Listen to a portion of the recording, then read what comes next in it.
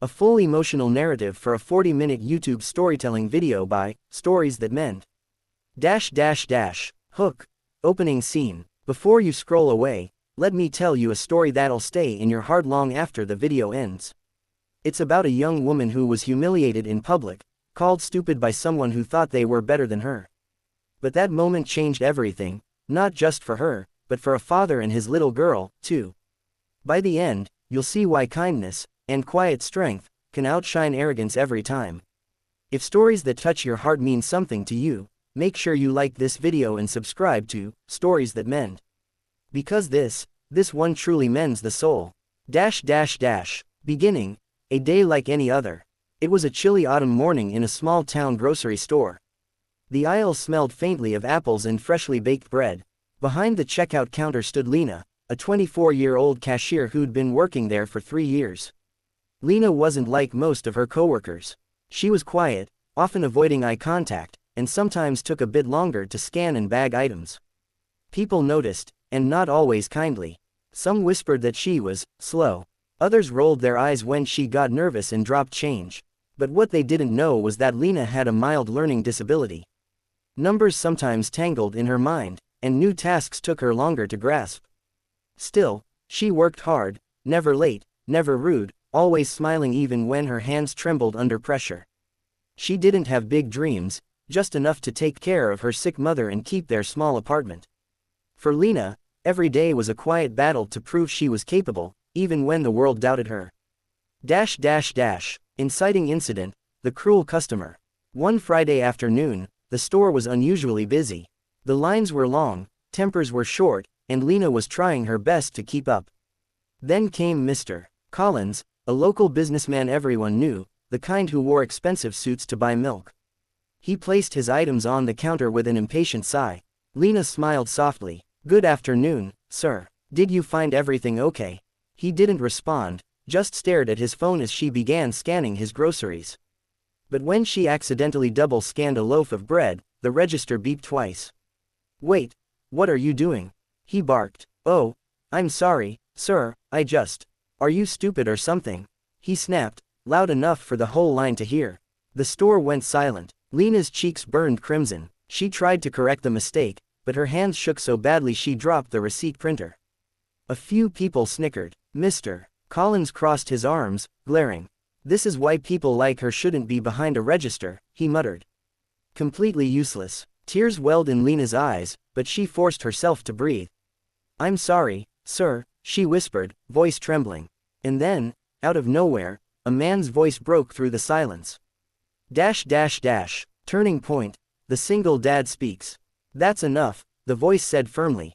Everyone turned. It was a man in his 30s, standing a few customers back in line. He wore a worn jacket, holding a carton of milk and a little girl's hand. He stepped forward. "She made a mistake. We all do. But you don't have the right to humiliate her." Mr. Collins sneered. "And who are you?" The man looked him straight in the eye. "Just a dad teaching his daughter how to treat people." He glanced down at the girl beside him, maybe 6 years old, clutching a small stuffed bear. "Sweetheart," he said gently, "remember what we said. Everyone's fighting battles we can't see." The girl nodded and looked up at Lena. "You're doing a good job," she said shyly. Something broke inside Lena in that moment, like a wall she'd been holding up for years. Her lips quivered into the smallest smile. The man turned back to Mr. Collins. "You see, even my daughter knows how to be kind. Maybe you should try it sometime." There was an awkward silence. Mr. Collins muttered something under his breath and left his groceries behind, storming out. The rest of the customers clapped quietly, just enough for Lena to hear.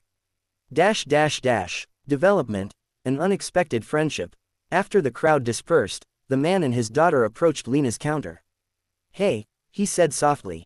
"You okay?" Lena nodded, wiping her eyes. "Thank you, I'm sorry you had to step in." "Don't be sorry," he said. "People forget that being decent doesn't cost a thing." They introduced themselves. His name was Evan, and his daughter was Maya. He was a single dad, raising her on his own after his wife passed away 2 years earlier. He told Lena that he knew what it was like to be judged. "I used to get strange looks too," he said. "People thought I couldn't handle raising a kid alone. But you learn that what they think doesn't define you." From that day, Evan and Maya became regulars at the store. Every Thursday evening, they'd come by, always choosing Lena's line, even when others were shorter. Maya would chatter about school and show Lena her drawings. And slowly, Lena started changing. She laughed more. Her confidence grew. The other employees began to notice, and even customers treated her differently, perhaps realizing how cruel they'd once been.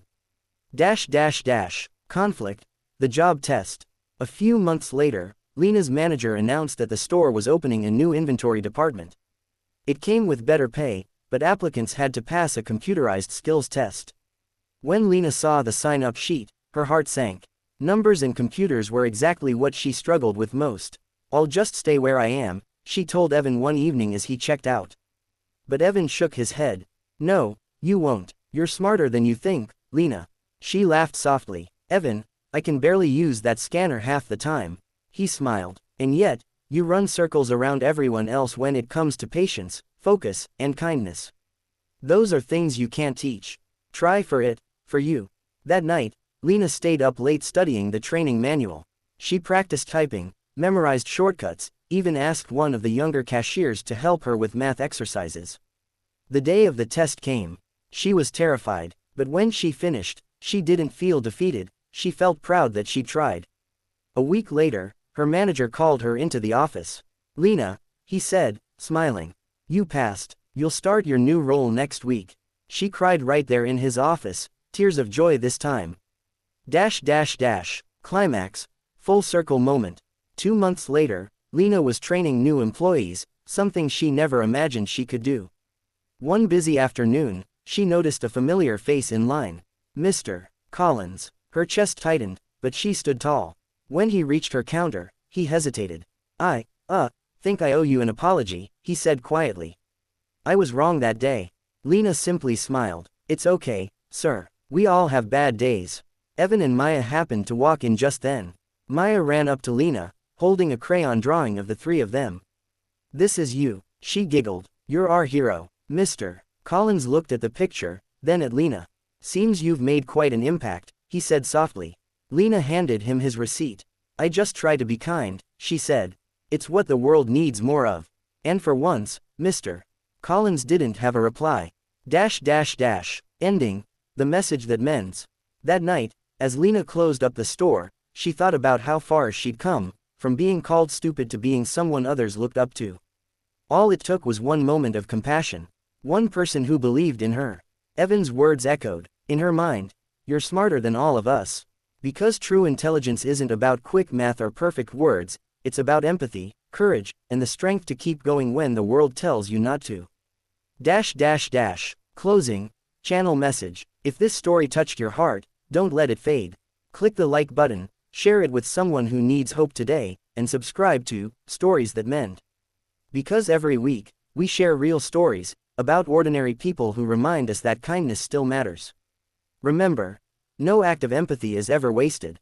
Sometimes, it's the quietest hearts that change the loudest rooms.